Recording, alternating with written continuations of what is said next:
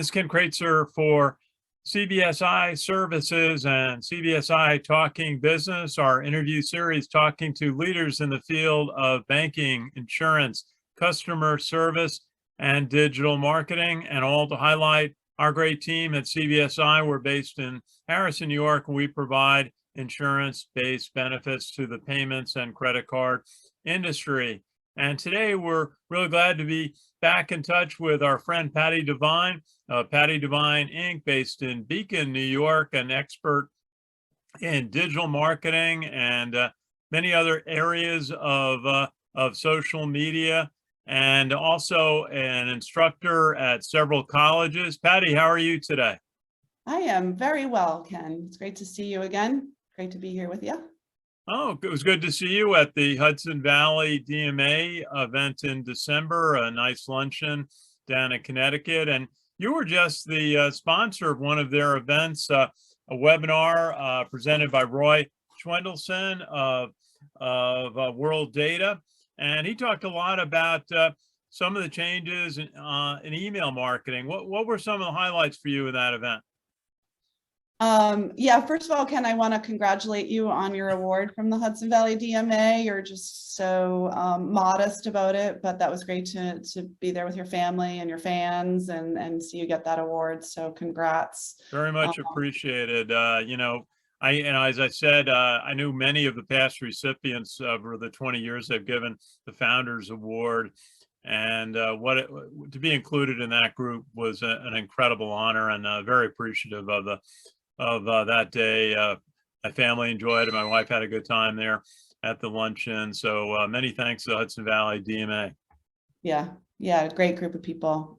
Met some old friends and new, and it was great to be there after 2 years of not being able to see anyone in person. So, but the webinar was great. I was able to invite a lot of former clients and colleagues, and I got a lot of great feedback from everyone. One of my favorite comments was from my friend at Data Axle, and he said, "Can we keep recording Jay and send to everybody over and over about email hygiene?" So, you know, it's just, hygiene is really important.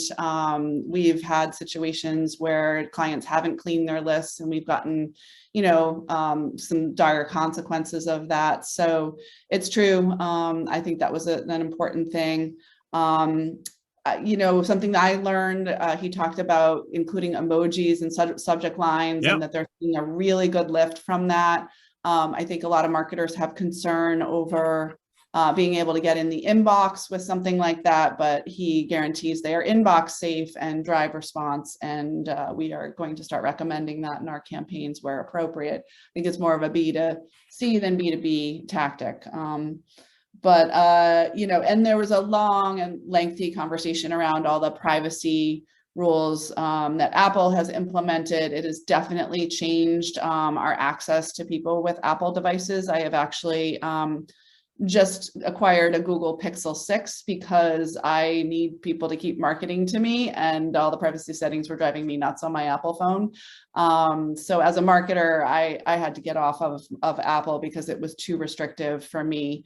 But I think the message there is really, I think there's a great place for that kind of privacy. For example, my sister, you know, worked in banking her whole life. She thinks about privacy and security all the time. She doesn't want the marketing messages, and it's the right device for her.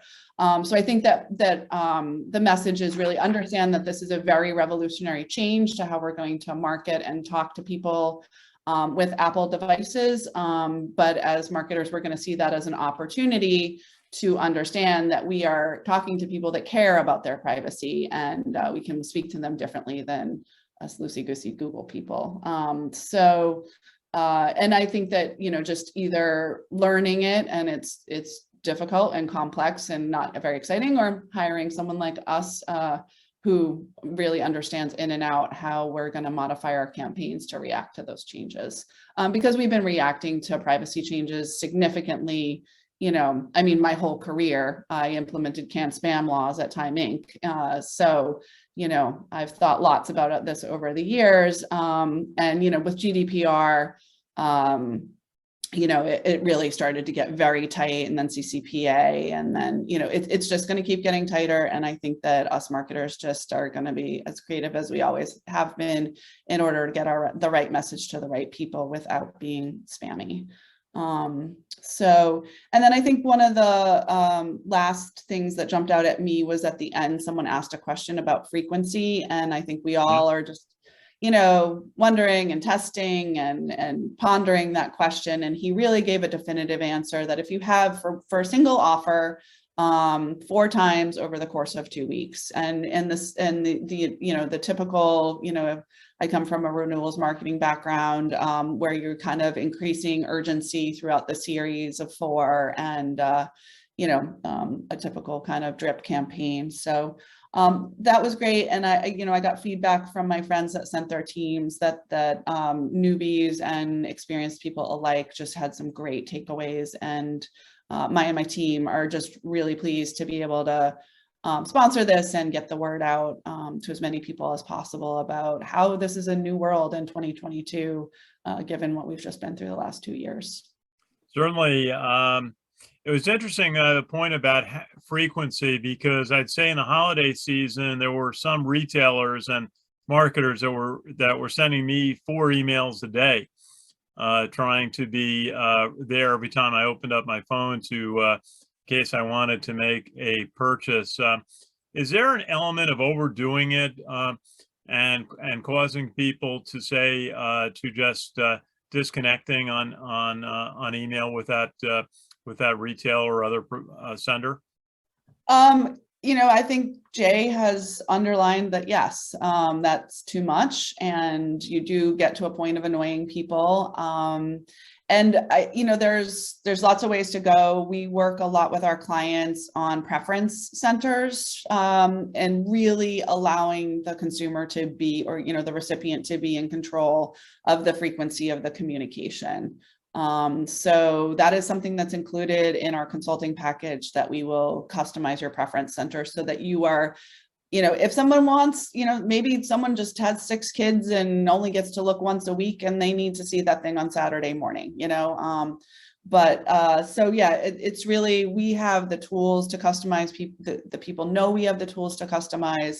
And it's not a one size fits all anywhere, Ken. Obviously, there's testing and it's going to depend on the business, but it's really put the decision in the hands of the consumer and use best practices. Absolutely. Providing the option of send me less, I think is so important, and so being so customer friendly, because a lot of things I'd like to get once a week, but not twice a day.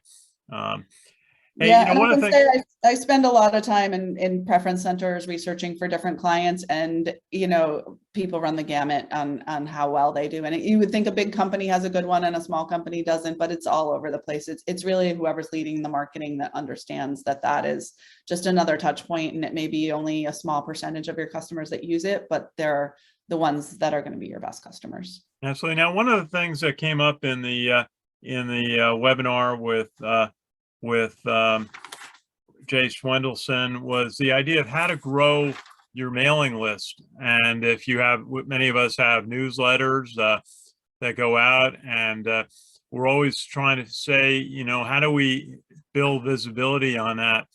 And what are some of the thoughts you have on how to build a prospect list or build a newsletter list that maybe kind of has hit a plateau? Yeah, so that is a very timely and good question, Ken. I was on a social media committee meeting. I hate the word committee. We're a working group for social media for the MACMA, which was MCMA before. We've added the A for the Media Audience and Content Marketing Association. And we really identified the same issue that you bring up, that our lists are kind of stagnant, and we're doing all our posting and doing all the right things, but we're not seeing, a lot of growth. And so, we've really launched for 2022 an audience development around, and just kind of thinking of, all of those audiences as having overlap, but being unique. The way people use Twitter is very different than the way they use LinkedIn. And so you really have to talk on all of those channels differently. As we were talking in the pre-call, Ken, we we can use our email to drive, social signups, running contests, running campaigns, having polls, that kind of thing. And then we can use our social media to gather, that first party data. That email address is the number one thing we want. That gets that person from being a prospect at the top of our funnel to mid funnel. Now we know a little bit about you. We can see how you interact across our channels. We can serve ads to you down the road. So it's, we do this for our clients, and we are implementing this for MACMA as well to really understand and run like different campaigns, and not just sit there and wait for people to show up, right? Because in the beginning you get that excitement, and then, you kind of like reach that low hanging fruit. And there is a place for paid campaigns. We do recommend at least starting with a $300 30-day budget to test paid campaigns. And then, talking to marketing about really when you reach a level, you're going to have to feed that algorithm with money to reach more people. But I do think that there's some low-hanging fruit in your email list and running campaigns, driving people across. We love Opt-in Monster, and there's lots of other products like it. What is that? But it's called Opt-in Monster. What is that? Ooh, we love Opt-in Monster. It's the big daddy of the lead capture platforms. And there's lots of knockoffs and different variations, and it's a little more pricey than some of them, but it's very easy to just go in and create specialized pop-ups on different pages. So we are seeing, about one a day, one per business day in terms of lead capture with an Opt-in Monster pop-up. And then, getting on your inner pages, for example, the insurance broker that I've mentioned is my client, serves a number of different verticals, and you're going to talk to somebody with, a rare coin collection or numismatics very differently than a seafood company, right? It's insurance, but they have very different needs. And so a customized messaging, if everybody's going to like the next seafood conference, like set up a meeting with Michael there or whatever it is, so customized pop-ups, and they do light boxes and, form captures and all of that. And then it all just kind of feeds into your newsletter list. And then you can create drip campaigns off of that depending on the platform.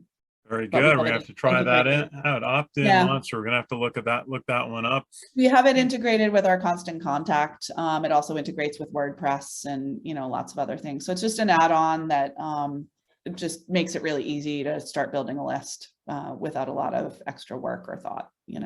Very good. Now, Patti, you've got a couple of teaching area schools that you're working with. You taught at State University of New York at New Paltz for a bunch of years, and you are starting to teach at a school I have some familiarity with, Clarkson College up in Potsdam, New York. They have a new campus not far from you in Beacon.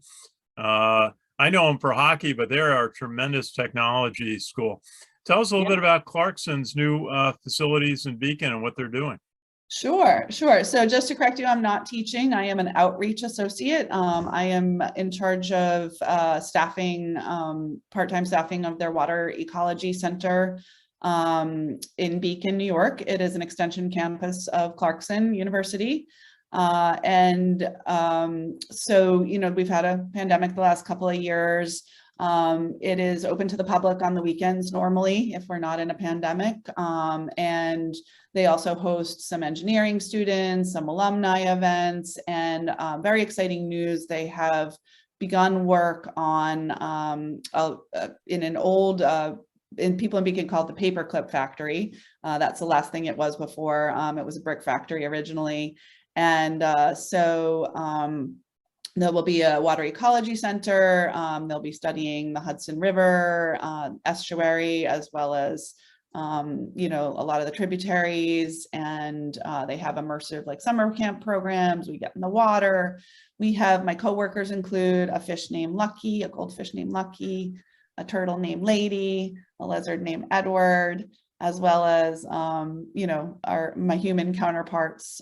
So there's just 5 of us working there physically, and it's a great organization, and there's just lots of exciting. So I'm there to educate the public around the work that Clarkson does.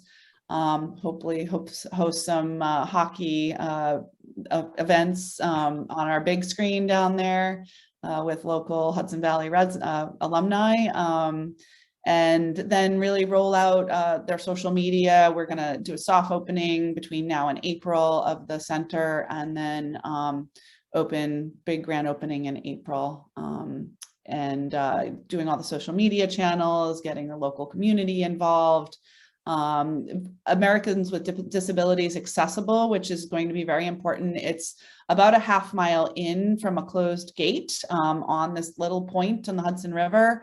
And we will be able to have you call a number, and we can open the gate from our office, and you can drive in and park. And so very ADA accessible, and a beautiful quiet spot on the Hudson River that not too many people know about, nestled right in the middle of the Hudson Highland State Park.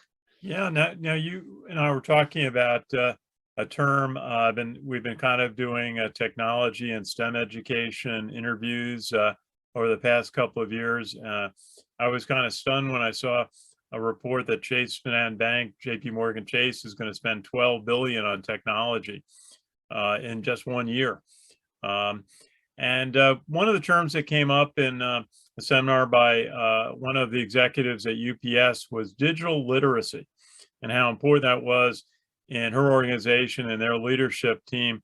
And we see it across the board, how much money is being spent, how we all are so dependent now on systems, gadgets to communicate, to do work remotely. When working with your clients, so what does digital literacy mean to you? What are some of the things that apply?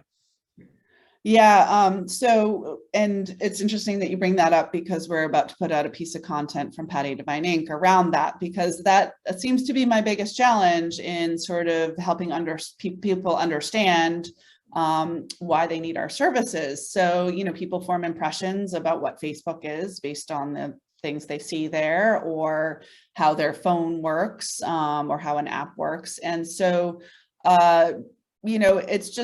it's a much more complex technology than we've had to adapt to as humans, much more quickly than any other time in history.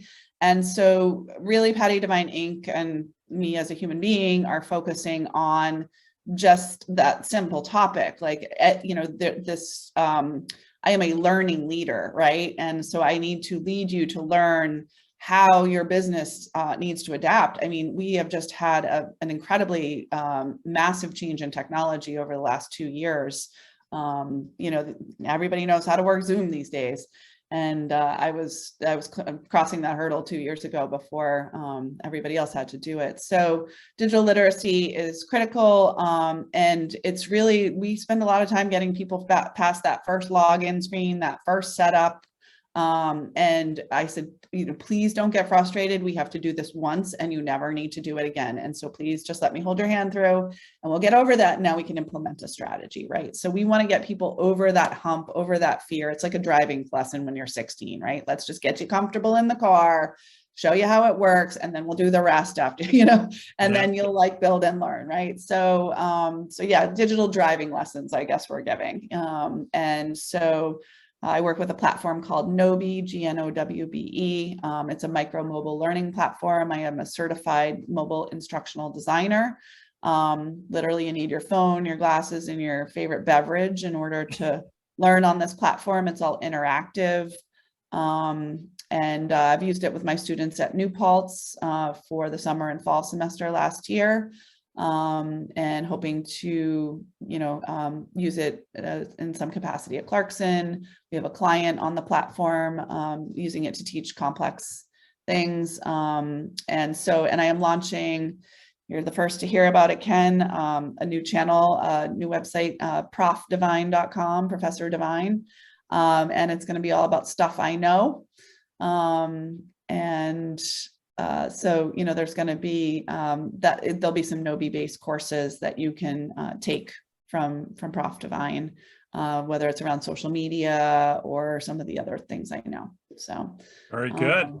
Very good. Yeah. Well, maybe a final question. What are some of the priorities that you see in 2022 that your clients, are thinking about, and you're going to be working with them on to be able to manage this technology and increasing digital transformation, the big word I think we heard from so many companies during the pandemic? Yeah, I feel like we've had our finger in the dike for 2 years, and we've just kind of been hanging on, or white knuckling it, insert your metaphor here. But I think, the people that I work with and I'm looking to work with have like weathered it, come out on top, and are ready to sort of, go to the World Series of their business at this point, because we've survived and we've survived it better. And, so I think that it's about focus. It's about, I think we all worked way too hard for 2 years. And so just personally, like, I'm looking to work with people who understand that we all can't work 14 hours a day staring, on our dining room table. So I think work harder, work smarter, not harder, and just build on the incredible work we did over the 2 years when we could, we were just kind of white knuckling it. So. Yeah, it's amazing. I think we're all going to relive as we get into March the events of 2 years ago and the scramble that we all had to do to go digital, and still the admiration to all the healthcare workers of that time, what they did to serve the public as the pandemic started and through this whole era. But Patti, just maybe outline again how those interested can reach you, your websites, and where Sure. they can contact you. Sure. To find me on the internet, you just need to know how to spell my name. It is Patti with an I, Devine. So my website's pattidevine.com. My Twitter is Professor Devine, at Professor Devine, and Patti Devine Inc. on Facebook, Patti Devine on LinkedIn. Pretty much type my name on the internet and you'll find me on the channel of your preference. We also have a YouTube channel, and lots more to come. So follow me on the socials. And like there's going to be some really interesting content dropping throughout the year. We've got some really interesting things in the hopper and planned. So. Well, always good to chat with you and hear your expertise. And certainly I know everyone at the Hudson Valley DMA appreciates your support of the recent webinar. And we'll look forward to keeping in touch as we approach spring. We're all looking forward to. Yeah, come and visit us in Beacon, Saturdays and Sundays, 10 to 2 at Clarkson. Okay, very good. Beacon Institute. All right, Ken, I will talk to you soon. Thank you so much. Our pleasure. And thank you to Patti Devine. And this is Ken Kraetzer for CBSI Services. We're based in Harrison, New York. We provide insurance-based benefits to the credit card and payments industry. We'll look forward to another episode soon. And thank you for watching. Have a great day.